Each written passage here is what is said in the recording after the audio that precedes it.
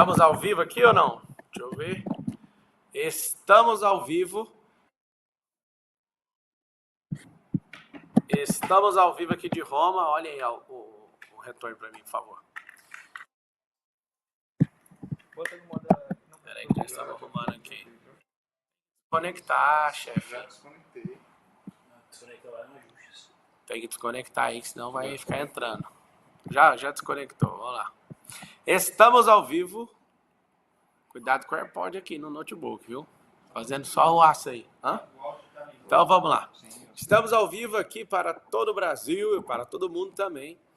Essa é a entrevista de emprego que eu não sei se você sabe, eu fui recrutador e selecionador de gente, né? Recrutador, selecionador e treinador de gente. Fui o terceiro colocado aí na eleição para São Paulo. Fiquei muito feliz com 1.714.019.024 pessoas falando sim para o Pablo Marçal continuar firme e crescendo na política.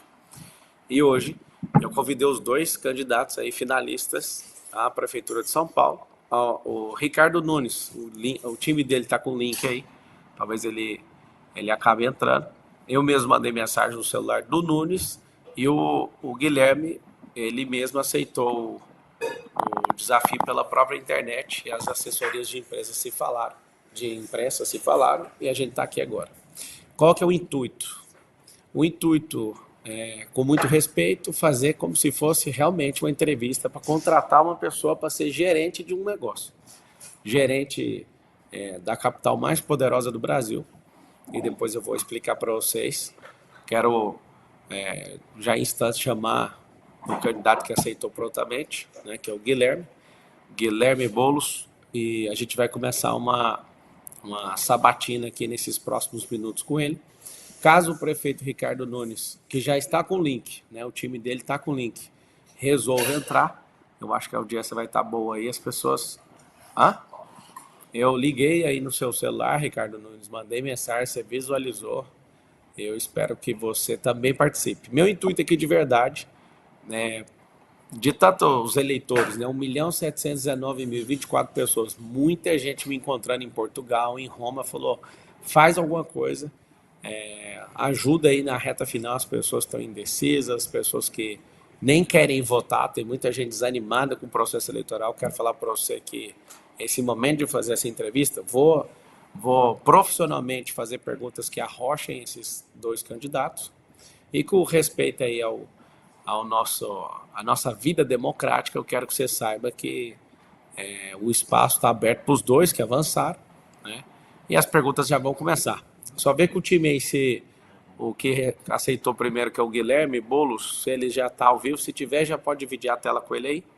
Guilherme Boulos, seja bem-vindo à entrevista aí para a Prefeitura de São Paulo. Eu acho que muita gente de direita, de esquerda, está meio chocado com esse aceito seu. Tá me ouvindo, Guilherme? Estou te ouvindo sim, Marçal. Então vamos lá. Em primeiro lugar, a gente vai falar por 30 minutos, Guilherme. Então agora, contando aí 30 minutos as perguntas, eu sei que como um político profissional, você às vezes vai querer alongar as respostas, só que o intuito são as respostas diretas. Você fica à vontade se quiser alongar, mas eu fiz uma série de perguntas que eu quero te fazer.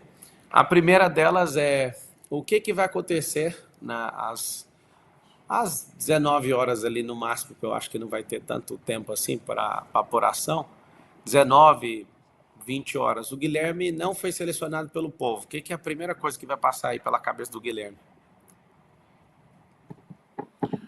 Marçal, primeiro eu queria te dizer, para quem está assistindo a gente, que eu vim aqui, topei esse teu convite, porque eu não fujo nem nunca fugi de nenhum embate. Aliás, passei os últimos dias conversando olho no olho com as pessoas em praça pública, por toda a cidade de São Paulo. Inclusive, teve apoiadores meus que aconselharam, não vá a essa cilada, como eu vi que teve apoiadores seus que também te criticaram por isso. O que a gente tem que ter em mente é que eu, se fosse levar pelo pessoal, seria a última pessoa a topar esse convite, até pelos ataques que sofri da tua candidatura no primeiro turno.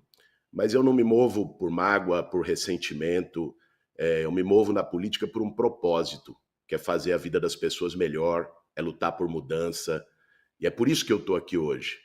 E goste ou não, você teve mais de 1.700.000 votos de paulistanos. Eu sei que muita gente, aliás, a maioria das pessoas que votaram em você, votaram pela mudança. Assim como eu, querem a mudança na cidade de São Paulo.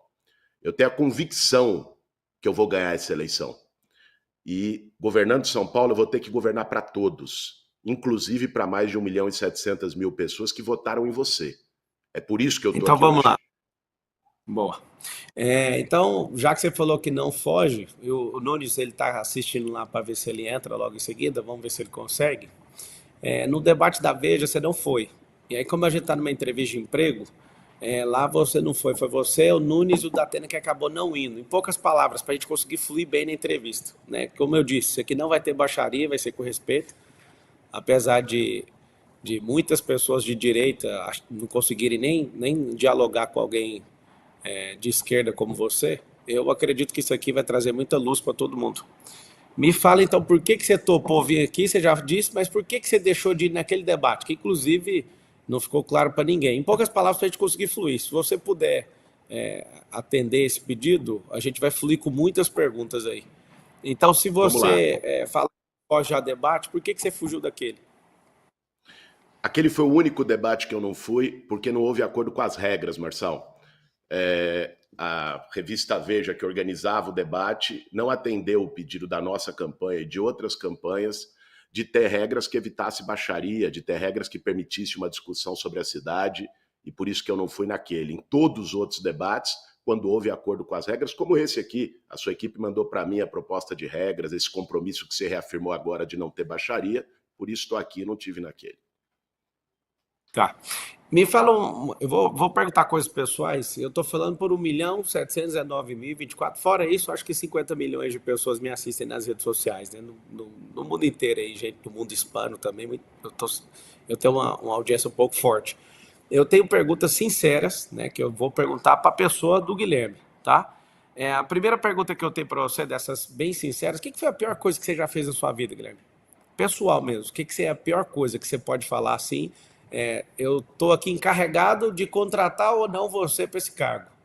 É uma situação atípica, eu acho que nunca foi vista na política, um terceiro colocado abrindo oportunidade para falar com os outros, afinal de contas, no primeiro turno, cada um terminou com o mesmo percentual de voto, praticamente, e parabéns pela coragem, né? Porque você vir aqui bem corajoso. Eu espero que o Nunes também tenha essa coragem logo em seguida e está aberto aí para ele. O que é a pior coisa que o Nunes já fez como pessoa? O Cara, que o Boulos. Nunes já fez, O é Boulos. difícil dizer, porque foram muitas Não, coisas não. ruins que ele já fez na vida. Mas, não, eu entendi tua pergunta. Cara, eu não me arrependo, Marçal, de nada do que eu fiz na minha vida. Eu tive um caminho de tocar desde moleque para lutar pelas pessoas que mais precisam, sair da casa dos meus pais, que são médicos, fui lutar junto com as pessoas que não têm casa, com as pessoas sem teto. Sei que muita gente questiona essa história, mas se pesquisarem vão ver. Eu nunca me acovardei, sempre lutei com as pessoas que mais precisavam. Eu não me arrependo de nada do que eu fiz, cara. Por isso teria dificuldade de te dizer a pior coisa que eu já fiz na vida, porque não tenho nenhum grande arrependimento em relação à trajetória que eu segui, que foi sempre de acordo com a minha consciência. Tá, então significa que se você fizer uma coisa que os paulistanos não aprovam, você não vai arrepender, então. Você vai ser um tipo de político que, se conseguir governar São Paulo, você não vai arrepender das coisas que você faz, então? Não, cara, se eu cometer erros na gestão pública, né, certamente eu me arrependerei desses erros. O que eu estou te dizendo é que eu não tenho arrependimento do que eu fiz até agora na minha trajetória, tanto na minha vida pessoal como na minha vida política. A primeira vez que você direcionou uma palavra para mim foi no Conselho de Ética. Você arrepende, por exemplo, de ter aceitado o convite de ser relator naquele negócio do peculato lá na Câmara do Janones? Porque, como relator, você acabou deixando ele passar. Mas pelo menos até aceitado o convite, você não precisaria ter aceitado. Você arrepende de ter aceitado o convite ali na conjuntura, na pré-candidatura para ser prefeito, candidato a prefeito de São Paulo? Eu não me arrependo, eu acho que você me dá a oportunidade de falar um pouco sobre esse caso. Cara, ali você sabe que no Conselho de Ética houve um sorteio. Não fui eu que fui atrás do caso e tal. Eu fui sorteado para poder relatar o caso. E fui ver o caso e estudar os precedentes no Conselho de Ética. E você tinha ali, no Conselho da Câmara, vários casos de deputados que cometeram uma série de crimes, ou eram suspeitos de uma série de crimes, e que não foram sequer julgados pelo Conselho de Ética, porque isso aconteceu antes do mandato parlamentar atual, antes da atual legislatura. Então, se esse era o critério do Conselho de Ética para vários outros casos, pau que bate em Chico tem que bater em Francisco, não pode ter diferenciação. Ali eu não absolvi o Janones. Ali o que eu disse é que o Conselho de Ética tinha um critério para poder julgar as pessoas e que esse critério que foi utilizado para outros deputados tinha que ser utilizado também no caso do Janones. E repeti naquele dia e sempre que fui perguntado o seguinte: rachadinha para mim é crime. Se a Polícia Federal constatar que o Janones cometeu rachadinha, que ele seja preso, assim como qualquer outro caso de rachadinha, como o do Flávio Bolsonaro, que é investigado por isso. Eu não passo pano para ninguém, Marcão. Admissão das provas lá, a pergunta foi a questão de, mesmo sendo sorteado, você poderia falar não, né? E a relatoria cair para outro deputado. Deixa eu te fazer outra pergunta. O que seria de São Paulo e do Brasil se não tivesse as empresas? Você sabe responder isso nesse processo seletivo aqui? Claro. Veja só. Vamos tirar de empresa. O que seria o Estado, São Paulo, e o que seria o Brasil? Veja só, cara, a gente vive num país capitalista. São Paulo é a cidade mais pujante economicamente desse país e, portanto, as empresas têm um papel decisivo num país capitalista, que é poder gerar empregos para que as pessoas possam trabalhar. Essa ideia de que eu ou a esquerda sejamos contra empresas não é uma ideia verdadeira. Aliás, um período em que as empresas mais prosperaram e tiveram lucro foram em governos como o do Lula, em que o país teve crescimento econômico importante. O que eu não concordo e não admito, né, é que empresas entrem no poder público para poder apenas ter o seu lucro e prestar um serviço muito ruim para a população. Eu tenho dado exemplo, nesse embate eleitoral, Marçal, do caso dos cemitérios, do serviço funerário aqui em São Paulo. O Ricardo Nunes, no governo dele, privatizou os cemitérios. O resultado disso é que as pessoas hoje não conseguem enterrar seus entes queridos. Teve um caso semana passada, que foi noticiado pela imprensa, de uma moça de 23 anos de idade que morreu de pneumonia, ficou 3 dias para ser enterrada porque a família não tinha R$ 750 para pagar o caixão social. E quando foi enterrada, quando a família conseguiu esse dinheiro, não teve lavagem do cadáver nem maquiagem, porque esse era um custo a mais. Esse tipo de coisa eu não admito. Empresa aqui em São Paulo, pegando o caso da prefeitura, que trabalha com a prefeitura e faz o trabalho sério, vai ser valorizada no meu governo. O que não pode ter é aqueles que queiram apenas ganhar e prejudiquem a população com isso. Você acredita na prosperidade? Lógico que eu acredito. A sociedade que eu luto... Então por que você está 20 anos morando no mesmo lugar, aparentemente não prosperou? Você é um cara que teve instrução em boas escolas, teve o pai, né? Eu acho que os seus pais são médicos. Como é que você acredita numa coisa que você não vive? Porque o salto que você tem patrimonial, se você for olhar, ele é desde quando você virou deputado. Como é que você pode lutar pela prosperidade, sendo que isso não aconteceu na sua vida? Só depois que você entrou para ter um cargo público que você teve... Eu sei que às vezes a headline assusta, mas desde quando você virou deputado, você teve um aumento de 800 e poucos % de, segundo notícia, né? Eu não conheço o patrimônio, mas segundo notícia, posso. Se você me permitir dar o tempo até de explicar isso aí, eu acho que as pessoas vão poder entender melhor, né? Mais do que uma headline. Vê só, eu trabalhei minha vida toda como professor. Antes de me formar, já estava no último ano da faculdade de filosofia, fui dar aula numa escola estadual chamada Maria Auxiliadora, e desde então trabalhei como professor nos últimos 20 e tantos anos. Professor, cara, é uma profissão que não dá dinheiro. É uma profissão que você faz por vocação, por acreditar. Eu me considero uma pessoa próspera trabalhando como professor, porque fazia o que eu gostava, porque nunca passei necessidade, a minha família nunca passou necessidade, sempre pude ter um padrão de vida compatível com o que eu ganho, né? Então, a prosperidade, Marçal, para mim, não é apenas os cifrões que as pessoas têm na conta bancária, né? Eu acho que as pessoas que entendem prosperar dessa forma têm todo o direito. O que eu defendo, e estou na política também para isso, é para que todo mundo possa prosperar, cada um do seu jeito. Eu me considero uma pessoa próspera. Me considero uma pessoa próspera porque, para mim, diferente de muitas famílias em São Paulo, não falta nada. Minhas filhas nunca tiveram nenhuma carência e sempre vivi do meu trabalho. Sobre essa coisa do aumento patrimonial, a headline só esconde o seguinte: a minha casa, que é essa aqui de onde eu estou fazendo a nossa live, a nossa sabatina, ela não estava no meu nome. Isso não tem nada a ver com o meu trabalho como deputado federal. E eu transferi ela para o meu nome no final do ano passado, dividido, do meu nome e da minha esposa. E, portanto, declarei no meu imposto de renda um patrimônio que não estava no meu nome e passou a estar no meu nome. Esse foi o meu aumento patrimonial do que se diz, né? Não tem a ver com o meu salário de deputado, que eu sigo usando como usava o meu salário de professor para poder sustentar minha família. Então você concorda que o empreendedorismo liberta as pessoas?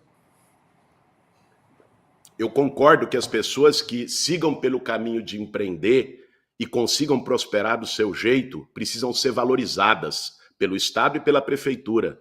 A Prefeitura não pode aparecer para quem empreende só para cobrar boleto, como acontece hoje. Pergunte, eu tenho conversado com muitos pequenos comerciantes, tenho conversado com muitos jovens empreendedores da periferia, e hoje a Prefeitura aparece mais para dificultar a vida dele do que para dar um empurrãozinho. Eu, como prefeito de São Paulo, já assumi vários compromissos, Marçal. Um deles será criar a agência municipal de crédito com juros subsidiado para poder ajudar esse empreendedor a ter um empurrãozinho, a poder seguir o seu trabalho. Outro deles é criar o Acredita Mulher, para poder ajudar a mulher, a manicure, a esteticista, a salgadeira, a poder tocar o seu trabalho. A prefeitura não vai aparecer só para cobrar boleto, como é hoje na gestão do Ricardo Nunes. Vai aparecer para ajudar. Então, como é a empresa? Porque se você concordou que o empreendedorismo liberta, a gente precisa libertar o povo, né? Quem quer ser funcionário público, que seja funcionário público. Quem quiser ser funcionário privado, que seja funcionário. Mas o que mais gera imposto, o que mais gera emprego, o que mais gera inovação, o que mais gera crescimento no país é empresa. Não é o empresário. Empresário é a pessoa que tem CPF e que vai lá e arruma um CNPJ para pôr nas costas, né? Parece que é até uma vantagem o cara, mas na verdade a maior parte das empresas não tem nem lucro no Brasil. E o cara sofre para fazer. Eu quero, nesse recrutamento e seleção, saber o seguinte: você realmente acredita que o governo tem que estimular o trabalhador a virar empreendedor? Sim ou não? Marçal, aquele trabalhador que queira virar empreendedor, o governo tem que dar oportunidade para ele. Não tenha dúvida disso. Agora eu vou te dar um exemplo muito objetivo. Você falou de empresas. Teve uma coisa que tanto eu, como você, como a Tabata, com as nossas diferenças ideológicas, defendemos no primeiro turno. Coisa que o meu adversário agora não fez. Que foi levar empregos para a periferia. Já tinha na minha proposta, no meu programa de governo, a prefeitura dar incentivos para empresas poderem gerar empregos na periferia para o trabalhador. Pega um exemplo. Você tem hoje uma concentração de empregos na região central. Você vai lá na Barra Funda, que é o distrito que tem mais emprego por habitante, tem 700 empregos para 100 moradores. Você vai lá em Cidade Tiradentes, que é o que menos tem 3 empregos para 100 moradores. Mais de 2 milhões de pessoas saem todo dia de manhã da Zona Leste para ir para o centro trabalhar. Eu tive conversando com vários empresários ao longo dessa campanha. Um deles foi o setor de call center. Sabe o que eles falaram para mim, Marção? Que vários call centers estão se mudando de São Paulo para capitais do Nordeste, porque João Pessoa, por exemplo, a capital lá da Paraíba, botou o ISS a 3%, e aí para eles fechou a conta e valorizou. Eu perguntei para eles, se eu botar o ISS a 3% em Cidade Tiradentes, ou no Grajaú, no Itaim Paulista, vocês vão? Eles falaram na hora. Para mim é muito mais fácil mudar a operação para um outro bairro do que mudar para um outro estado. Então, uma das coisas que está no meu programa de governo é aproximar o emprego de onde moram as pessoas. E para fazer isso, não basta a iniciativa pública, é dar incentivo para que o empresário, seja com ISS, seja com IPTU, que são os impostos que a prefeitura tem, dá o incentivo para que esse empresário possa se estabelecer lá. Ele não vai por caridade, ele vai pelo ganho dele. E se a prefeitura der esse incentivo, ele vai. E é isso que eu vou fazer como prefeito de São Paulo. Porque não ganha só o empresário, ganha o trabalhador que não vai ficar 2 horas no ônibus lotado, atravessando a cidade, vai poder trabalhar perto de casa. Então eu, como prefeito, a partir de 1º de janeiro do ano que vem, não vou ter nenhum problema para trabalhar em conjunto, em parceria, com aqueles empresários que queiram também contribuir para o bem da cidade. Esse é meu propósito. Ó, o pessoal que está assistindo, aperta o like aí, chama o Nunes, inclusive. Eu acho que a única coisa que o político tem medo de verdade é do povo. Então chama o Nunes, que a minha intenção aqui é entrevistar no mesmo nível que eu estou entrevistando o Guilherme. Para vocês que às vezes estão furiosos aí comigo, o Marçal não está batendo no Guilherme. Eu fiz de tudo da campanha. Eu não tá valendo mais a campanha, eu fazer algo, né, para tocar o terror na vida de ninguém aqui, mas eu estou aberto a fazer entrevista. Eu gostaria que o Nunes, eu sei que você está assistindo aí, que você, seu time, tomasse a decisão de entrar logo em seguida. Pelo respeito, né, da quantidade de votos que eu tive aí, eu estou aqui em Roma, eu poderia virar as costas aí, mas eu estou aqui humildemente fazendo essas perguntas, né? Preparei perguntas para você também.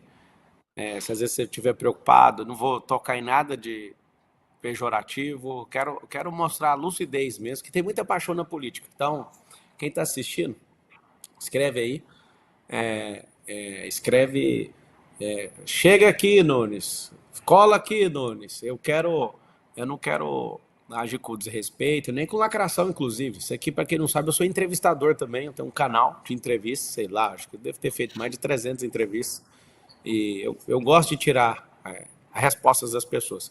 Ô, Guilherme, conta para mim como é que você vai fazer, dá 3 soluções aí que aumenta a receita do Estado sem aumentar imposto e taxa. Você tem essa solução aí? Tenho sim, Marçal. Uma delas é poder garantir que a prefeitura tenha mais inovação para fazer a cobrança da dívida ativa, né? Você tem hoje mais de 150 bilhões de dívida com a prefeitura. E você tem poucos procuradores da Fazenda da prefeitura fazendo a cobrança dessas dívidas. Você pode implementar métodos como outras metrópoles do mundo têm, inclusive com o uso de inteligência artificial, para poder facilitar a cobrança dessas dívidas e a prefeitura ter isso sem aumentar R$1 de taxa. Uma outra coisa que é importante é melhorar a qualidade do gasto público, cara. São Paulo hoje não precisa aumentar imposto, não. O orçamento é de 112 bilhões de reais. É o maior orçamento da história da cidade. O problema não é falta de dinheiro, é falta de prefeito, falta de planejamento. Se você direcionar melhor o gasto público, você consegue garantir que a política pública seja eficiente na ponta, a saúde seja melhor, a educação seja melhor, o transporte seja melhor, sem que custe isso R$1 no bolso de ninguém a mais. E tem, só se me permite a terceira coisa, você me perguntou 3, só falar da terceira que eu acho que é muito importante. Fala a terceira, só para te corrigir, que você vai ter que falar mais 2, se for o caso.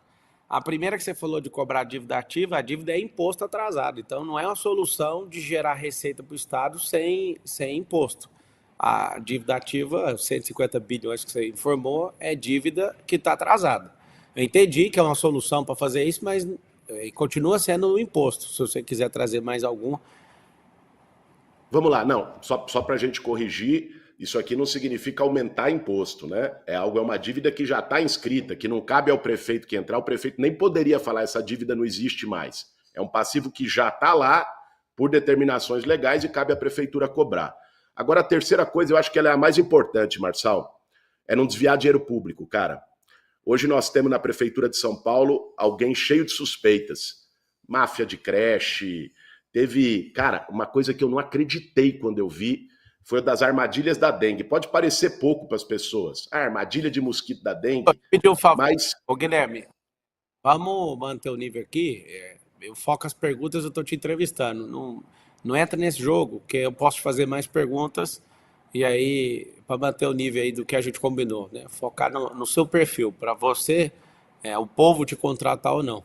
Eu sei que às Mas vezes claro, cara, mas você já está. falar que eu não vou fazer corrupção e vou combater a corrupção dentro da prefeitura é a principal resposta de como fazer o gasto público ir para o lugar certo, a prefeitura ter dinheiro para fazer as coisas sem mexer um real no bolso das pessoas.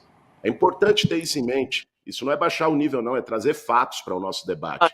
Fatos que, inclusive, E são públicos e sempre, divulgados, né? sempre o cargo também tem que receber porrada e tudo, mas a proposta dessa entrevista não é essa. Me dá só a ideia brilhante, porque até agora eu não percebi a ideia do gerar receita sem mexer com o imposto. Tem essa solução ou não? Cara, não existe bala de prata em caixa público, não. Existem medidas que têm que ser tomadas para melhorar aquilo que já tem. E eu citei para você 3 medidas que melhorem.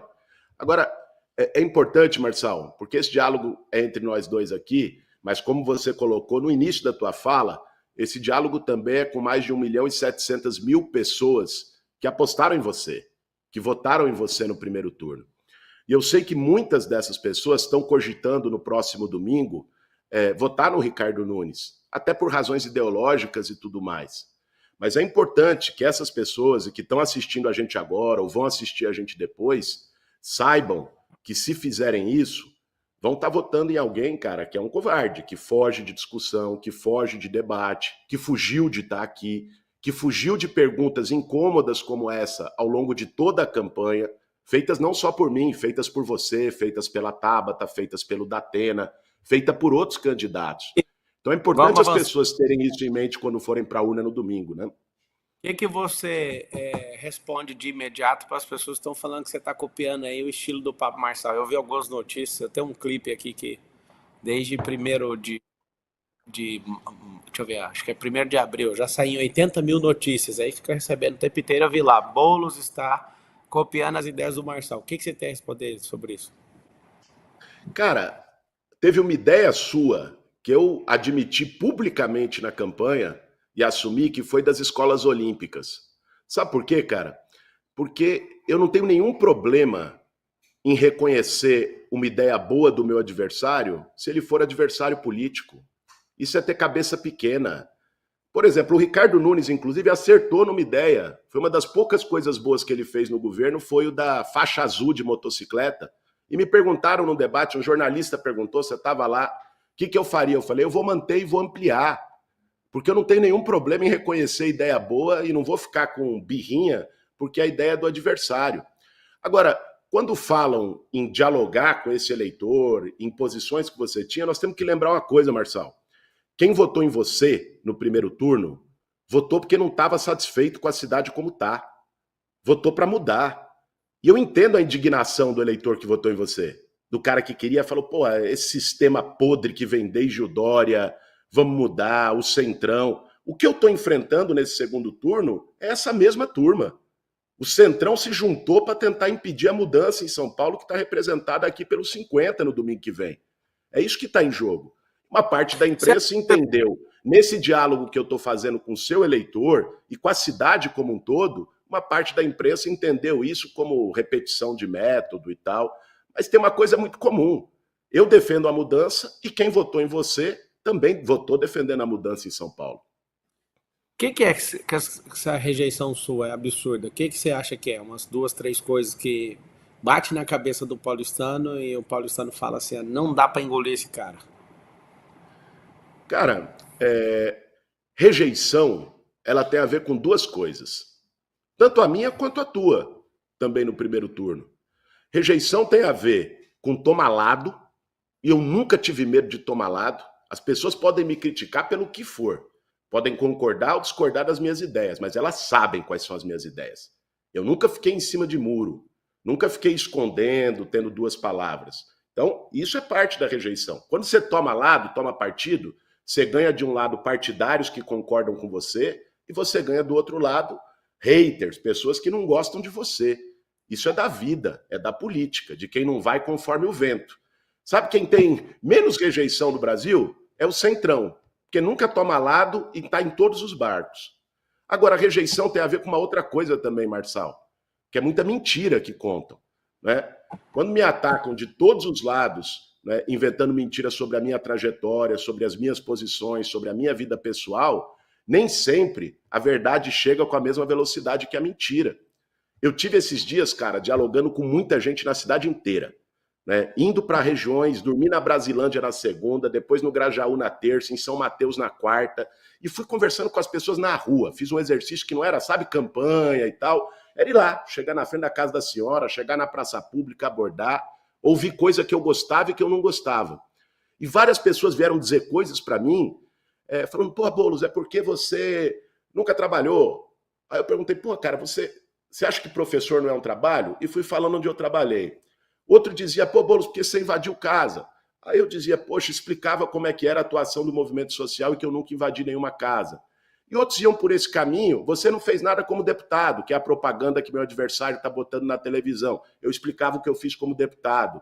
E quando isso chegava nas pessoas desse jeito, a gente conseguia quebrar a rejeição e virar voto. Tá bom, então me fala uma coisa. Se caso o eleitor falar, não, a gente vai dar uma chance pro cara desse. Vai acabar com as invasões, então. Você pode afirmar isso. Vai acabar as invasões, aquilo que você vai criar algum tipo de política pública, até para aquilo que já está invadido, resolver. Você dá essa certeza pro povo ou não? Sabe por que eu dou essa certeza, Marçal? E já disse isso em outras oportunidades? Pelo seguinte, cara. Eu conheço o movimento social de moradia por dentro. Tive 20 anos lá. Movimento social de moradia só faz ocupação de terreno abandonado, e é importante dizer, não é invadir casa de ninguém, é terreno que está ilegal e por aí vai.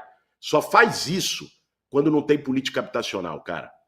Eu vou fazer o maior programa de moradia da história dessa cidade. Isso é compromisso meu de vida, não é conversa de campanha.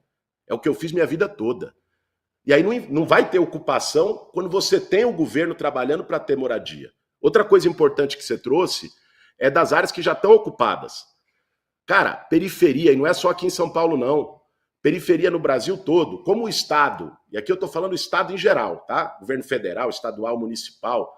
Ao longo da história, poucas vezes teve política de moradia. Pega São Paulo, você teve uma imigração de nordestinos, de gente de várias partes do país, foram se estabelecendo. Vim aqui atraído pela ideia de oportunidade, de ter emprego, de melhorar a vida. Essas pessoas não tinham uma política, elas iam lá, fazendo favela, construindo loteamento irregular. Isso está há muitos anos. Você tem que ter uma política de regularização. E eu vou fazer um programa de regularização fundiária inovador para dar o título de propriedade para essa pessoa, para garantir que é dela, essa pessoa que E investiu. Agora tem um último ponto disso, só se me permite, tem um último ponto disso que eu queria mencionar. Para depois, eu vou ser eleito prefeito de São Paulo, para depois você não me cobrar, né, nessa coisa de invasão. Tem um tipo de invasão que tem acontecido em São Paulo e que não tem nada a ver com o movimento social. Essa eu vou ter que combater duro. É invasão de loteamento clandestino ligado ao tráfico de droga nas periferias da cidade. Que os caras vão lá, invadem, desmatam, exploram a pessoa que está lá, o necessitado, a família, vende o lote, ganha dinheiro com isso. Isso está acontecendo hoje debaixo do nariz do prefeito, inclusive com esquema na fiscalização de subprefeitura. Essa aí, cara, bandido que usa o sofrimento do povo para ganhar dinheiro, esses, se vierem no meu governo fazer isso, não vai ser a mamata que tem sido do Nunes, não. Nós vamos para cima. Educação financeira nas escolas. Aqui na Europa, mais de 70% das pessoas investem, que aprende finanças desde pequeno. Nos Estados Unidos é mais de 50%. No Brasil é menos de 3% do Brasil é investidor. Me explica que tara que é essa que a esquerda, a extrema esquerda tem de não deixar, sempre reprovar, tanto no parlamento como nas assembleias legislativas, nas câmaras municipais, essa questão do ensino financeiro. Você vai apoiar isso? Ensino financeiro na escola pública, para as pessoas ganharem independência? Sem papinho de Cara, política. Resposta... eu não tenho nenhum problema com educação financeira dentro do currículo escolar. Nenhum problema. Né? Nós temos que ver qual é a idade certa para entrar isso, porque a prefeitura cuida desde a creche até o 9º ano. O ensino médio, você sabe, é responsabilidade do Estado. Então, você ter matérias como educação financeira, você ter matérias curriculares como educação ambiental, que é muito importante, ensinar a meninada a fazer reciclagem de lixo, que São Paulo hoje enterra 98% do seu lixo, a partir da escola, para levar isso para sua família em casa. Eu não tenho nenhum problema da gente abrir o currículo e ligar o currículo mais com a vida das pessoas. Hoje, eu como professor vivi isso. O aluno, cara, tem um currículo muito fechadinho ali, que quando ele sai do muro da escola, ele não vai usar mais da metade daquilo que ele aprendeu.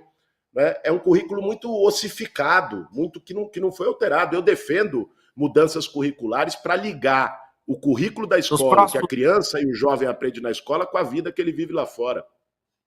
Nos próximos 20, 30 anos, mais de 300 profissões vão deixar de existir. Então, assim, eu não vejo a esquerda deixando colocar educação financeira e vice sabonetando a resposta aí. Não tem ensino de não, pô. Falei que eu defendo. Foi direto e reto. Aqui não tem sabonete, não. Aqui é papo reto. Se o paulistano falar, ó, vai ser o Boulos, aí você vai colocar educação financeira na escola. Vai ter educação financeira, vai ter educação ambiental. Só o que eu quis dizer para você é que, para mim, a questão não é apenas a educação financeira, é a gente conseguir garantir um currículo mais próximo da vida real das pessoas, o que inclui educação financeira. Tá, tem 400 mil pessoas assistindo no YouTube e eu faço o apelo mais uma vez para o Ricardo Nunes.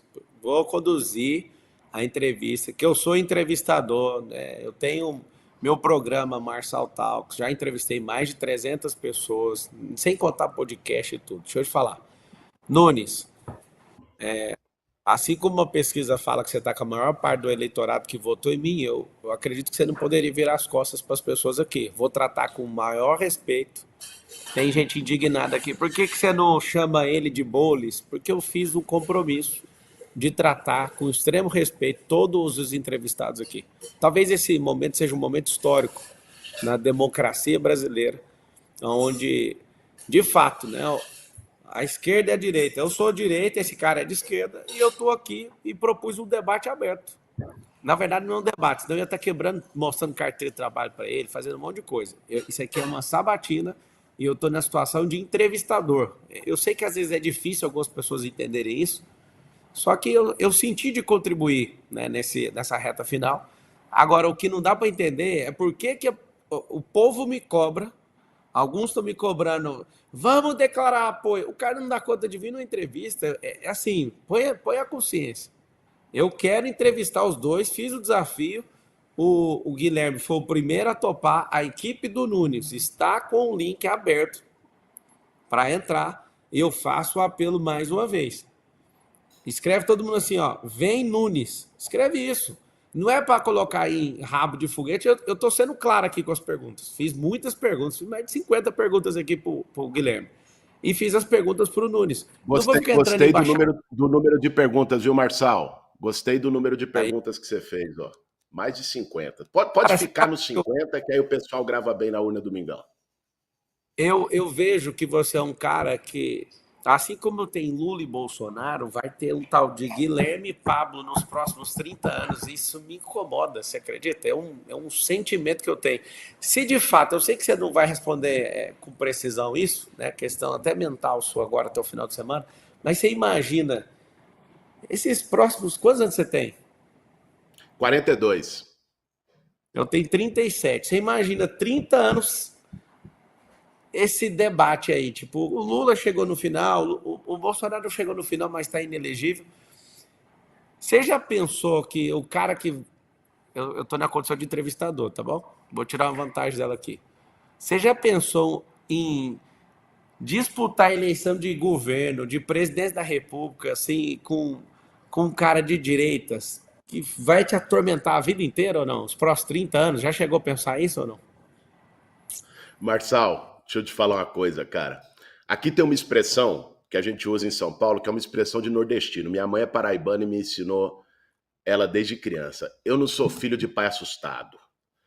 Quando você diz um negócio desse, é que você tá pronto para qualquer embate. Adversário a gente não escolhe, cara. Na campanha, na vida, aparece. E a gente tem que estar preparado para fazer um debate qualificado com qualquer adversário, independente das circunstâncias. Você estava falando agora do pessoal que está Até teus apoiadores que estão questionando. Cara, o que eu recebi de questionamento de apoiador meu? Pô, o Marçal inventou laudo falso, o Marçal fez isso, acusou aquilo. Eu sei. Só que é o seguinte, cara, eu sou movido por propósito. Eu não estou na política para ganhar dinheiro, eu não estou na política para ter privilégio, eu não estou na política pela ânsia do poder, pelo poder. Eu estou na política porque eu acho que é um instrumento que a gente tem. Por mais podre que sejam muitos dos que estão na política, para mudar a sociedade. Quando você está numa batalha dessa, de missão, de propósito, você vai em frente, cara. Você não escolhe adversário, não. Nem o de agora, nem o dos próximos 30 anos. É assim que tem que ser. Né? É assim que eu acredito, é assim que eu ajo, desde que eu entrei na política. Pessoas em uma palavra. Eu vou te falar o nome da pessoa, você vai definir em uma palavra. Bolsonaro. Cara, Bolsonaro foi um péssimo presidente para o Brasil. Um cara que zombou das pessoas na pandemia, isso é imperdoável. Fernando Henrique Cardoso. Cara, foi um cara que eu, moleque no movimento estudantil, fiz oposição a ele, né? Porque não representa as ideias que eu acredito. Né? Mas foi um cara que nos embates depois, pelo menos, ficou ao lado da democracia no Brasil. Fernando Collor. Puta, um ladrão de marca maior. Dilma Rousseff. Dilma Rousseff, uma mulher corajosa, né? Que enfrentou desde tortura na ditadura militar a depois todos os ataques que sofreu no governo. E Jesus Cristo. Jesus Cristo, acho que uma inspiração para todos nós que somos cristãos. Aliás, você me dá a oportunidade de dizer, né? Eu nunca falei de religião em campanha, cara, porque eu não acho que seja o caso, sabe? Eu acho que tem muita gente que usa a religiosidade, a fé das pessoas para ficar fazendo jogo eleitoral. Eu nunca gostei, nunca concordei disso, mas sou batizado, crismado na Igreja Cristã Ortodoxa e sigo com a minha fé, sem separar isso da política, mas essa é a minha trajetória que eu aprendi dos meus pais desde menino. Tarcísio, uma palavra. Um governador ruim para São Paulo. Não, essa aí eu vou deixar você explicar por que ele é ruim. Vou explicar. Cara, o Tarcísio se elegeu em cima do Bolsonaro, certo? Foi os votos do Bolsonaro. Quem que era o Tarcísio sem o Bolsonaro? Ele se elegeu em cima dos votos do Bolsonaro. E o que ele fez? Pensa bem, às vezes a gente faz, sua campanha deve ter feito também pesquisa qualitativa, né? Que era aquela pesquisa que você junta eleitores e tal. Aí o pessoal falava, algumas pessoas falavam, eu gosto do Tarcísio. Aí quando o entrevistador da pesquisa perguntava por quê, ficava aquele som do grilo. Era só propaganda. O Tarcísio está há 2 anos no governo. O que ele fez foi vender a Sabesp, num negócio perigoso que pode virar Enel da água agora. O que ele fez foi um negócio contra livro didático em escola. Quer dizer, o cara, em 2 anos, não conseguiu deixar um legado de melhoria para o povo. Por isso que eu acho que não é um bom governador para São Paulo. E vamos lembrar, isso é importante, fazer esse alerta, porque o meu adversário agora, Marçal, sendo muito franco, e o fato dele não ter vindo aqui expressar isso, não é o Ricardo Nunes, meu adversário, cara. Ricardo Nunes é um fantoche, é um cara inseguro e tal. Não vou usar palavras aqui, até porque você aí insistiu para a gente não fazer uma conversa de ataques. O Ricardo Nunes é um cara que não tem expressão, não tem identidade própria. O que está em jogo nessa eleição agora é o Tarcísio poder usar... Só completar esse raciocínio, o que está em jogo nessa eleição é o Tarcísio usar a cidade como trampolim, botando um fantoche aqui, para ele largar o governo e ser candidato a presidente. É essa turma que eu estou enfrentando. Pode ficar tranquilo que eu vou estar lá candidato. Guilherme, o Kassab, uma palavra. Cara, o Kassab é uma expressão do Centrão. É um cara que teve em todos os governos. Né? Ele representa essa política. Tanto é que hoje ele está no governo do Tarcísio e está no governo do Lula. Né? Independente da posição do lado ideológico, ele é um cara que se acomoda ali em todos os governos.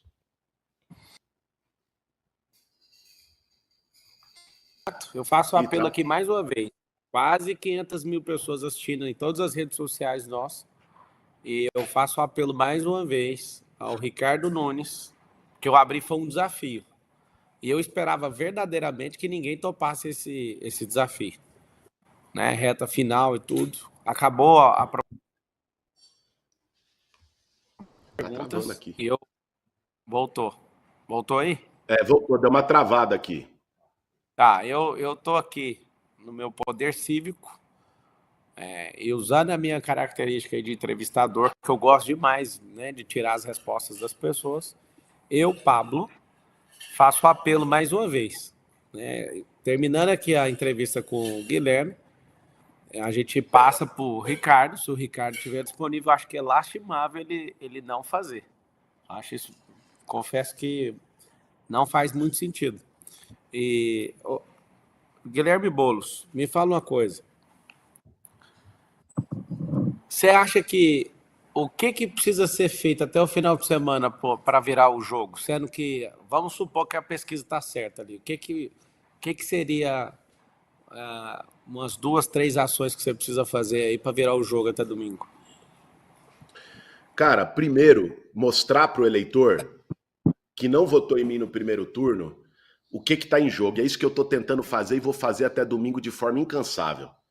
O que está em jogo é deixar a turma como está, deixar o consórcio do Dória, né, o sistema que o Dória montou na prefeitura, mais 4 anos, ou então oferecer mudança para São Paulo.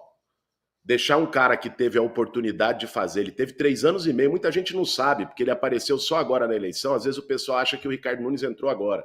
Ele teve 3 anos e meio na prefeitura e não fez, não deu conta. Eu estou pedindo para as pessoas com humildade, com diálogo, olho no olho, com franqueza, sem esconder nenhuma das posições que eu tenho, mas pedindo para as pessoas que me dê essa chance, que me dê essa oportunidade. Depois podem me cobrar. Isso já foi feito com o Ricardo Nunes. Ele teve a chance e não fez.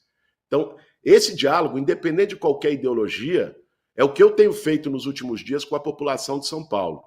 Agora tem uma coisa, Tá, então, Marçal, se, diga. se tivesse o Nunes e o Marçal agora, você votaria em quem?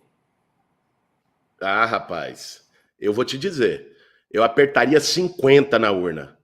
Vou ser franco com Não, você, não moço, votaria pode, nem você, nem no Ricardo Nunes, não pode. apertaria 50 na urna. Você tá falando que você vai anular o voto, então, ué. É Cara, isso? não, Aí o eu Tarcísio, acho que quem tem que. que o Tarcísio Tá falou que cortando, se cara. fosse Tá cortando, o não te Tarcísio ouvi agora. voltou. Você tá assim, você tá lado a lado então com o Tarcísio, porque o Tarcísio falou o seguinte na Jovem Pan: se desse Boulos e Marçal, você votaria em quem? Aí o Tarcísio falou assim, ó, votaria nulo. Então você tá falando que se tivesse Nunes e Marçal, você votaria nulo também?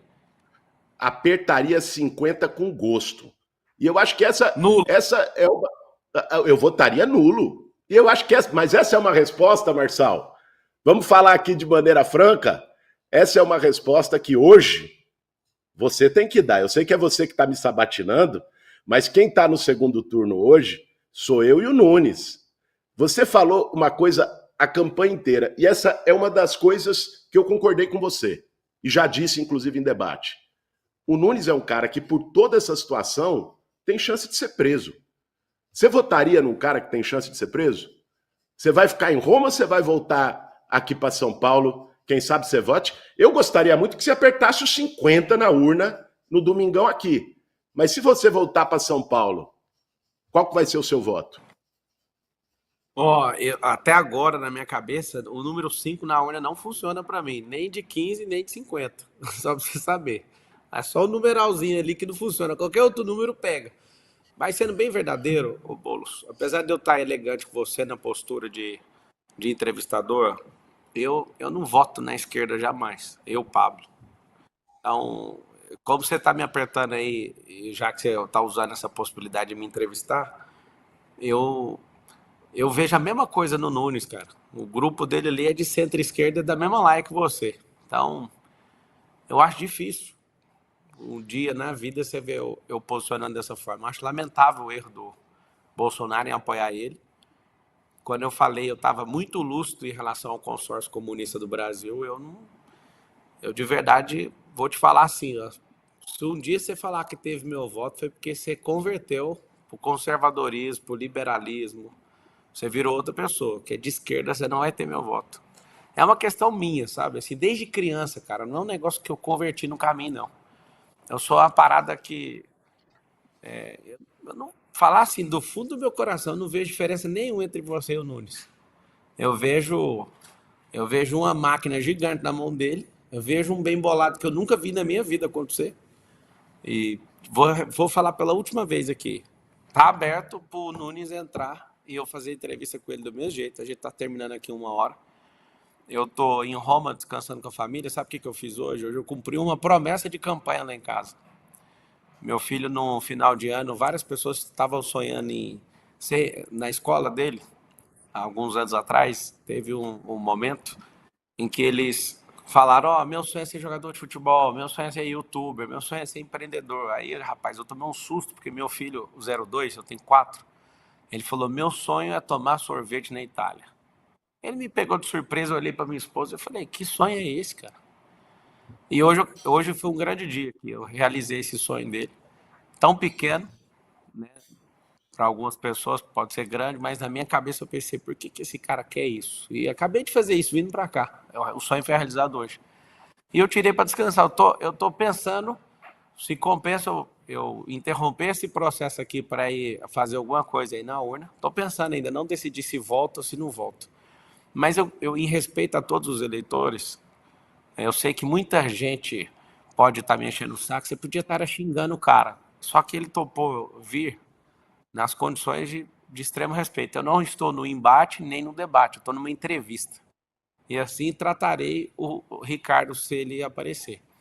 Vamos finalizar que já deu 1 hora da tarde aí. Mas só para eu entender, Marçal, que você deu essa possibilidade. Então, se você vier, você vai cravar o 28 na urna, é isso? Não, eu não vou fazer. Eu não vou. Se eu for também, o voto é secreto. E eu contaria o voto para você se você fosse de direita. Você é o Mas tem cara que tá muita gente pegando de trapo. direita que está assistindo aqui a gente. É. É, porque Eu acredito sim. você falou que para você não funciona o 5. Então você não vai votar nem em mim, nem nele, não é isso? Cara, assim, o voto para mim é ideológico. Eu não consigo votar nesse trem de menos pior. Eu vi uma pesquisa que saiu agora, que eu fico antenado, porque eu sou um cara analítico. Eu fiquei assustado com os dois perfis. O tanto de gente que está votando em você por não ter opção e o tanto de gente que está votando no Nunes por falta de opção. É muito ruim a política desse jeito. E até, já que você levantou isso aí, é muito ruim a gente ter uma postura de sempre ter o menos pior na política. Meu coração foi lavado, sabe? Eu acho que eu quebrei o pau mesmo. Você viu, né? Eu não gastei dinheiro público, você foi o que mais gastou. E eu, Pablo, vi toda essa situação, a gente quase chegou ali, né? Mas eu confesso que é muito ruim, sabe? A gente vê uma política onde o menos pior pode ganhar. A gente tem que ter, assim, os melhores da sociedade investir nisso, de fato. Como você virou o jogo aí para mim, eu gosto de responder também.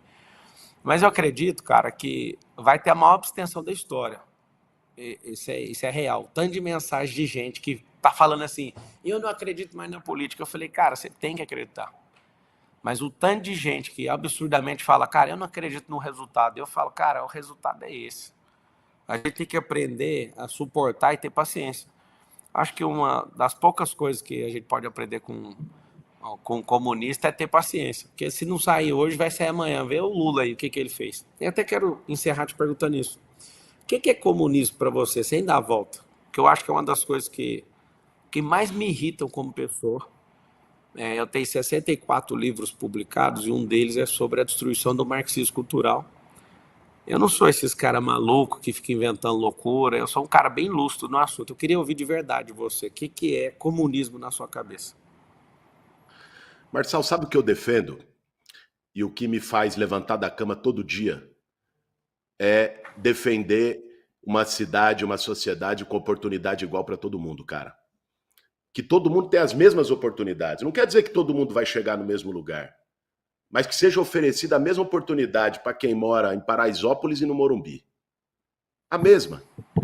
Eu acho que esse é o papel do poder público.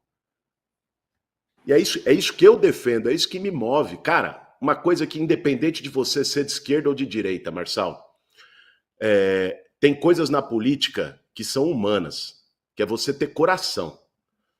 Não dá para aceitar que você tenha, na cidade mais rica do Brasil, 80 mil pessoas morando na rua, cara.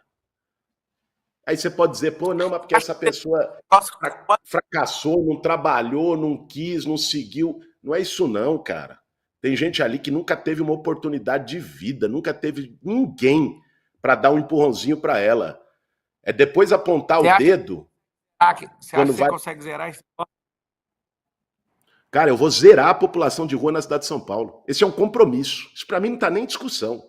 Eu vou resolver o problema da população de rua. Sabe por quê? Porque eu convivi com essas pessoas 20 anos, eu sei o que elas pensam e eu sei como fazer.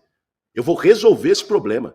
Depois de 4 anos, se tiver gente morando na rua em São Paulo, você pode pegar esse vídeo que eu tô falando aqui e dizer, ó, Boulos é mentiroso, tá fora, não sei o quê, nunca mais participa de nada, porque eu vou resolver esse problema na cidade de São Paulo. Para mim isso é questão de honra, não é promessinha de campanha, não. Dá para fazer, a cidade tem dinheiro para fazer.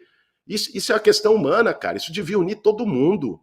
Tem várias coisas na cidade que é questão de indignação, de humanidade, não de ideologia.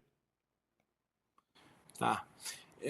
Você defende tanto a habitação, você fez algum projeto de habitação como deputado? Você colocou dinheiro de emenda sua como em algum projeto de habitação? Vários. Eu fui vice-presidente da comissão do Minha Casa Minha Vida, que retomou o maior programa habitacional do Brasil. Foi aprovado 12 emendas minhas nesse programa. Eu gostaria de dizer que eram 50 emendas, para lembrar o número de domingo, mas foram 12. 12 emendas que foram aprovadas. Uma delas, de que dá um dinheiro a mais para a construtora que fizer o empreendimento do Minha Casa Minha Vida perto de local de emprego e onde tem mais serviço público. Porque muitas vezes só faz habitação popular no meio do nada, largado, jogado, onde a pessoa, para ir para uma padaria, para ir para um posto de saúde, demora 1 hora. Outra, ambiental, de dar mais dinheiro para a construtora que consiga fazer um projeto que tenha placa solar, esgoto ecológico, que seja um projeto mais sustentável. Outra, que é um ponto importante nessa eleição em São Paulo, que é dar prioridade para mulheres vítimas de violência. No Minha Casa Minha Vida, já tinha prioridade para quem está em área de risco, população de rua, pessoas com deficiência. Eu incluí mulheres vítimas de violência, porque às vezes a mulher sofre violência e não sai da casa do agressor com os filhos porque ela não tem para onde ir. Então, elas vão ser prioridade a partir de agora no Minha Casa Minha Vida e vão ser no meu programa. Isso tudo fui eu que aprovei, Marçal. Como deputado federal, aprovei essas propostas para moradia. E mais 9. Deixa eu te falar, é um negócio que eu sempre quis perguntar para um comunista. O que é Foro de São Paulo? Em poucas palavras, na sua. O Foro de São Paulo foi uma entidade que se formou com vários partidos e organizações de esquerda da América Latina, chama Foro de São Paulo porque a primeira reunião foi em São Paulo, aqui, para discutir a atuação comum, como a direita tem os seus organismos internacionais, sei lá, o CEPAC, não é? Tem uma conferência aí que a direita faz. É natural, cara, que numa democracia, tanto os partidos de esquerda se juntem para discutir em comum, como os partidos de direita se juntem. Isso é o Foro de São Paulo. Tá bom. Então vamos lá. Liga aí o reloginho para ele fazer as considerações finais.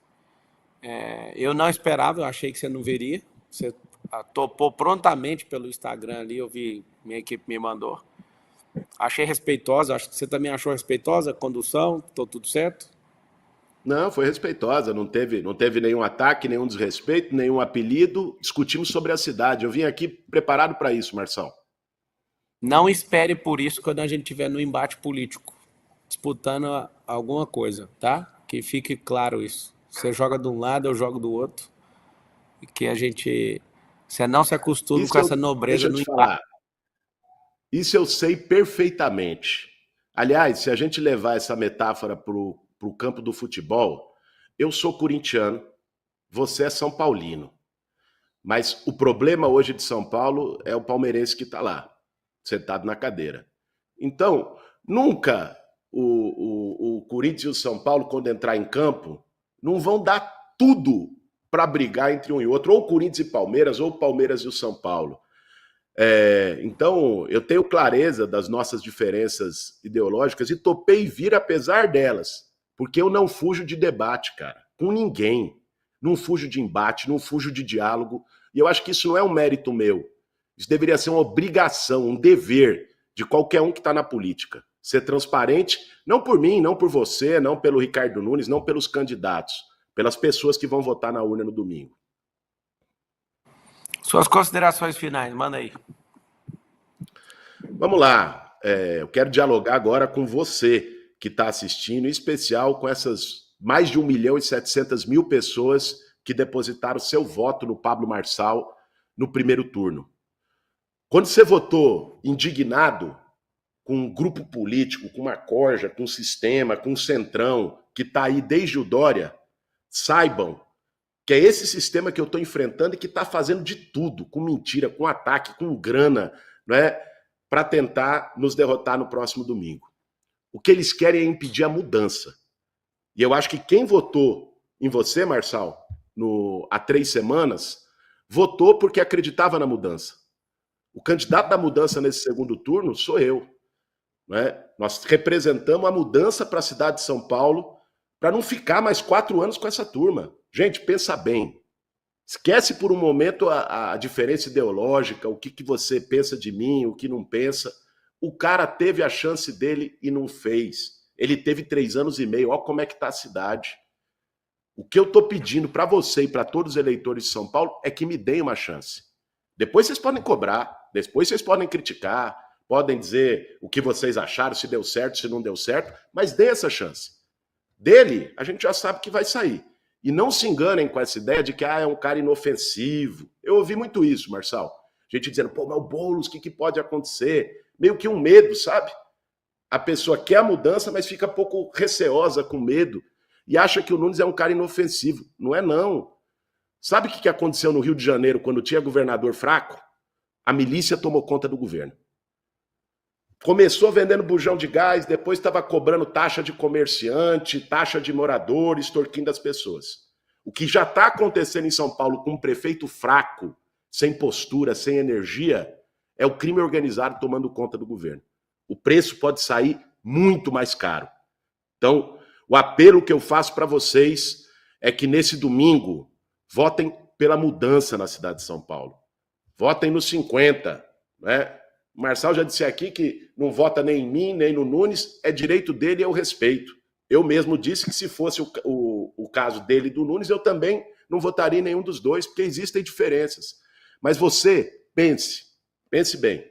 O que está em jogo é a possibilidade de mudança na cidade de São Paulo, de derrotar essa turma de centrão que está governando a cidade, de derrotar esse sistema apodrecido que tomou conta dos contratos, que montou esquema com o nosso dinheiro, e de dar uma oportunidade para São Paulo ter um outro caminho, um caminho que seja para a cidade prosperar, para que você tenha mais oportunidades, para que você possa ir num posto de saúde, porque ninguém te pergunta se é de esquerda ou de direita quando você fica 9 horas esperando na fila de uma UPA. Ninguém te pergunta se é de esquerda ou de direita quando você está num ônibus lotado. Ninguém te pergunta se é de esquerda ou de direita quando não tem remédio no posto. O que eu quero oferecer para a cidade de São Paulo é que o dinheiro nosso que está lá na prefeitura volte para nós, da forma como tem que ser. E não fique com meia dúzia de amigos do prefeito. E termino dizendo que a diferença está aqui. De um lado, né, tem alguém que não foge de embate, olho no olho, não foge de debate. Muita gente me aconselhou, como eu disse, a não vir aqui. Eu vim e acho que a gente conseguiu fazer um debate respeitoso, né?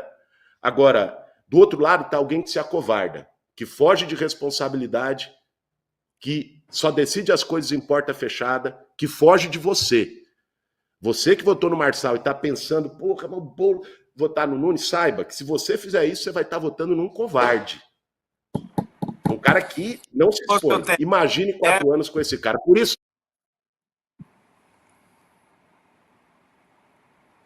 Cortaram o microfone igual no... Pode liberar o microfone aí para ele dar tchau pro povo aí. Cortaram o microfone igual na Folha. Tá Cortaram meu microfone? Eu não vi, pô. Eu fiquei falando aqui que tava com o microfone cortado. Não. Cortou só o finalzinho. Guilherme, que Deus tenha piedade de São Paulo. Você já sabe que meu voto você não tem.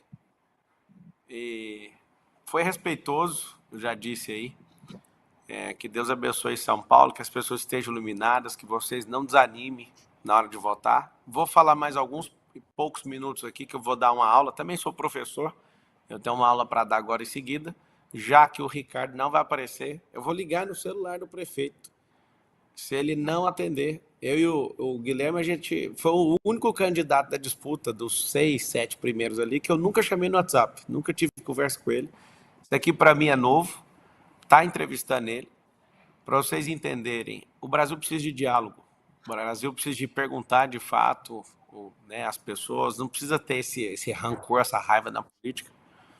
O Boulos, ele já sabe que meu voto não tem, e o Ricardo, por não aparecer, também não tem meu voto, né? Então, eu coloquei algumas condições lá, eu liberei o eleitorado para fazer o que bem entender. Eu não sou dono dos votos, as pessoas confiaram em mim no primeiro turno e elas, né, cuidam da própria vida a ponto de saber o que elas podem fazer. Deus te abençoe aí, tá? O Guilherme Boulos, e a gente finaliza aqui. Eu continuo então. É o seguinte, é um momento um pouquinho difícil para mim, tá? Eu confesso meu desconforto, bem difícil. Eu sei que vai sair muito corte aí na internet, eu decidi fazer isso, eu vou ligar aqui pro Ricardo. Estamos ao vivo com quase 500 mil pessoas em todas as redes sociais. Vou ligar para ele e se ele não quiser, eu vou finalizar. Vou ligar, estou ligando para o prefeito. Se eu tratei o Guilherme nesse respeito, você também tem que esperar o mesmo respeito. Tá chamando aqui, ó. Não tem o número dele aqui, mas vou mostrar para vocês, ó. Tá ligando aqui, ó. Tá aí a foto do prefeito de São Paulo que quer. Tô chamando aqui agora, ao vivo. Se ele não atender, a minha intenção de fato era colocar todos eles, como não tá mostrando o número dele, eu tô mostrando aqui, ó. Tá chamando. E o Ricardo não está atendendo. Vou deixar chamar até cair aqui. Então é o seguinte, o que é a minha proposta com isso, esse desafio? Quando eu fiz o desafio, eu tinha certeza que nenhum dos dois iria aceitar. Essa era a minha certeza. Fiquei realmente assombrado quando o Guilherme aceitou. E o Nunes, né, como a equipe estava com acesso, falando entre as assessorias, ele aí, ó, tá chamando. Continuo mostrando para vocês aqui que tá chamando, mas não tá indo para lugar nenhum. A grande verdade é o seguinte, que a gente precisa entender. Libera aqui para mim os comentários aqui, eu acho que apagou esse celular, arruma outro aqui para mim. Eu quero deixar, avisa aí pessoal do conselheiro que eu já vou entrar. Eu quero deixar claro para todos vocês que estão assistindo que essa é uma guerra. A gente perdeu uma batalha, né? Mas a gente saiu vitorioso, mesmo não alcançando a prefeitura de São Paulo. Eu, de fato, orei muitas vezes para Deus ter piedade. É muito maquinista, é muito bandido, muita gente que está surrupiando o povo através desse método político tradicional. Achei uma situação muito ruim, né, ter terminado dessa forma. E eu quero que todo mundo saiba disso. Todo mundo saiba, né, da minha posição. Eu ainda não decidi, eu estou descansando com a família na Itália. E eu ainda não decidi se eu vou votar no domingo. Eu vi que o presidente Lula acabou caindo aí, ele já falou que não vai. Eu ainda não decidi. Eu estou a talvez 12 horas de distância, não sei, aqui de Roma no Brasil, 12 horas? 5 a mais. Não, 12 horas de voo. 12? Estou a 12 horas de distância. E eu quero deixar claro que tem que ter paciência na política. Não é um negócio que você... Não está ao vivo no Instagram, não? Tá. Deixa eu ver aí. Eu quero... Tá. Quanto? 22? E tem 400 e poucas mil no YouTube e tá em outros aí. Então o Ricardo não atendeu, uma pena. Eu deixo claro aqui que o primeiro dia que eles saíram, né, o Tarcísio está preocupado com a minha candidatura a governo de São Paulo ou à presidência do Brasil, daqui 2 anos. ele também está preocupado, né, sobre a candidatura, tanto para presidente como para governador. Eles tiveram um orgulho um pouco gigantesco em relação a mim. Eu falei que se pedisse desculpa e consertasse e pegasse algumas propostas, eu apoiaria. E eu quero que vocês não fiquem chateados. Se for para ficar chateado, faça com força, sabe? Eu sou uma pessoa muito tranquila. Eu cheguei sem governador, sem presidente, sem ex-presidente, sem dinheiro público, nenhum padrinho político, só com Deus mesmo, um partido pequeno, e eu consegui chegar ali onde a gente chegou. Então, assim, eu não estou devendo nada para ninguém, a não ser para esses 1.719.024 pessoas. Para você que às vezes pode estar chateado, Pablo, eu votei em você. Eu sei que às vezes você pode estar do jeito que você não quer, mas eu tenho meus princípios. Eu prefiro que você fique chateado e eu não quebre os meus princípios do que manter todo 1.700.000 pessoas alegres quebrando meu princípio. Eu não vou quebrar nem a pau. A mesma oportunidade que eu dei para um, eu dei para outro, que foi um desafio, né, foi uma sabatina. Eu gostei muito de ouvir as respostas, e a pessoa, num período eleitoral, ela dá uma mascarada nas respostas, que é normal. Eu entendo, e está tudo certo. Eu espero que Deus tenha compaixão da cidade de São Paulo, porque eu realmente não acredito em nenhum dos dois. E eu sei que você queria que eu forçasse para falar, vamos fazer tal coisa. Quem vai fazer? O povo. O povo tem maturidade para isso. O povo sempre fez isso. Você vê a gente ter um presidente até hoje como o Lula, o povo realmente cai em falácia, o povo realmente faz doideira. E eu quero terminar essa transmissão, porque eu vou entrar então, já que o Ricardo não vai assumir essa postura aí de ser entrevistado. Lamento, tá, Ricardo? Você não conseguir entrar. Eu vou terminar, senti de fazer isso. Eu vou terminar fazendo oração pela cidade, né?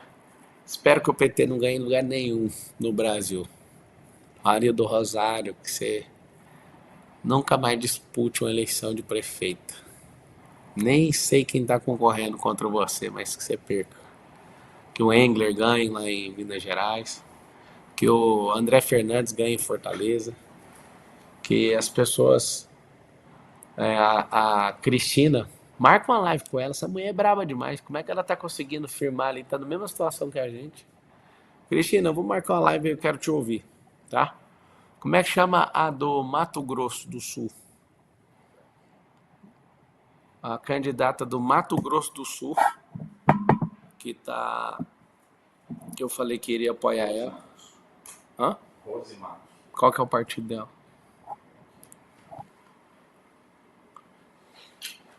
Eu quero terminar fazendo oração pela cidade, né, pelas pessoas que moram aí, porque todo mundo prometeu muita coisa, mas na hora de fazer tá devendo, é ruim. Mas que as pessoas que estão sem moradia consigam as moradias, né, que a gente consiga colocar esporte para as crianças, que a gente consiga dar educação financeira para as crianças e os adolescentes. Ela é do União? Então, ela que tem meu apoio. A Rose, da onde é? Do União Brasil, Campo Grande, Mato Grosso do Sul. Eu vou mandar o Eli mandou aqui também, tá antenado aí. Eu vou mandar aqui meus apoios para as pessoas que querem ter aqui. Em São Paulo, eu vou deixar isso aberto e o povo resolve. Eles foram um pouquinho injustos comigo. Eu não tenho problema de ego, mas é questão de princípio, de honra. Era muito simples resolver isso comigo e não conseguiram resolver, né? Nem o Bolsonaro, nem o Tarcísio, nem o Nunes, nem o Malafaia. Então, que Deus tenha piedade. Agora, era bom o Malafaia ajudar pelo menos na oração, porque não gravou nenhum vídeo contra o Boulos, mas contra mim gravou 26 vídeos. Né? E eu achei bom ele fazer isso, porque tudo tem seu tempo. Então, vamos terminar. Eu vou chamar a Rose aqui também no WhatsApp para ela entrar na live. Meu prefeito de Barueri, nós já viramos o jogo aí, hein? Barueri tá virado o jogo. Quando eu cheguei na campanha do Gil, tava com 10 pontos atrás, agora o Gil passa na frente. Gil tá aí virando o jogo na cara do gol aí em Barueri. E eu aceitei o desafio para ser secretário, para você ter uma ideia. E eu vou topar porque eu quero ganhar essa experiência, esse traquejo político. E nós vamos nessa. Pai, em nome de Jesus, nós colocamos a cidade de São Paulo na sua presença, as 12 milhões de pessoas que vivem ali e as mais de 20 que trafegam ali naquele lugar. Tenha piedade de nós nesse final de semana, que o Senhor coloque nos corações dessas pessoas o que elas precisam fazer. Eu sigo com meu coração em paz, seguindo os meus princípios e valores, e eu não me curvo para a pressão de ninguém. Não me curvo para centrão, nem para maquinista, nem para esquerda, nem para ninguém de lugar nenhum. Que o Senhor possa fazer o que o Senhor bem entende aí nessa cidade. Ela é sua. E que aquele que foi eleito no final de semana possa sentir constrangimento em cumprir tudo o que foi falado. Possa realmente promover a prosperidade das pessoas, possa treinar as crianças de verdade. Que nós possamos ir para um próximo nível como cidade. Nós não aguentamos mais, nós queremos um Brasil livre da miséria, nós queremos um Brasil livre de injustiça, nós queremos um Brasil livre dessa perversidade desenfreada. Nós te pedimos que o Senhor tenha compaixão do nosso povo nesse final de semana. É isso que eu te peço. Amém. Então, turma, um beijão no coração. É nóis. Deus abençoe você.